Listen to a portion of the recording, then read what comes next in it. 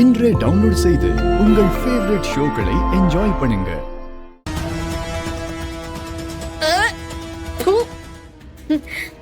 இதுவும் உப்பாதான் இருக்கு. என்ன இவ்வளவு கேவலமா சமைச்சு வச்சிருக்கீங்க?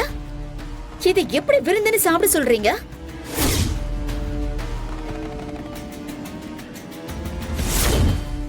என்ன பேசிட்டு இருக்கீங்க? எங்க அண்ணி சமைச்சா எப்படி இருக்கும் தெரியுமா?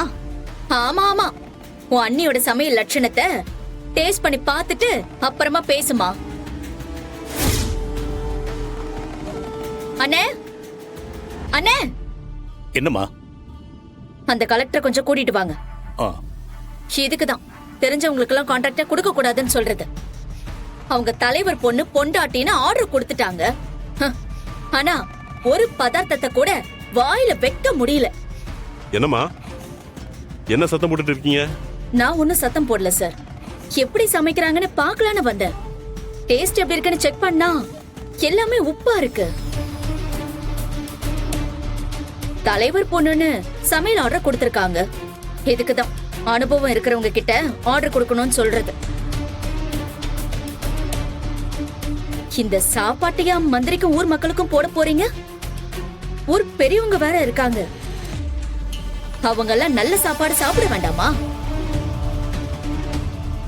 என்னம்மா தானா, ஜானகி அம்மா பேர்ல நீங்க தானே கான்ட்ராக்ட் எடுத்தீங்கன்னு சொன்னாங்க. இவங்க என்னடான்னா சமையல்ல ஒரே உப்பா இருக்குன்னு சொல்றாங்க. என்னம்மா இதெல்லாம்?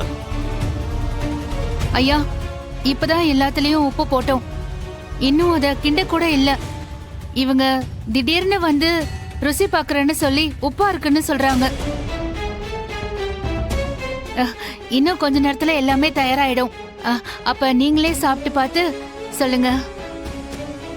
தேவையில்லாம இவங்க தான் நடுவுல புகுந்து குழப்பத்தை உண்டு பண்றாங்க ஐயா.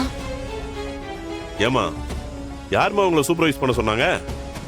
நீங்க எதுக்கு இங்க டேஸ்ட் பாக்குறேன்னு பிரச்சனை பண்ணிட்டு இருக்கீங்க? எல்லாம் அவங்க பாத்துப்பாங்க, நீங்க போங்கம்மா. என்னம்மா யோசிக்கிறீங்க? அட கிளம்புங்கன்னு சொல்றேன்ல. இங்க பேசி தப்பிச்சிடலாம். எல்லாரும் சாப்பிடும் போது இருக்கு உங்களுக்கு. எல்லாரும் முன்னாடி அசிங்கப்பட்டு நிக்க போறீங்க பாருங்க. அட போங்கம்மா, உங்களதாம்மா சொல்றேன்.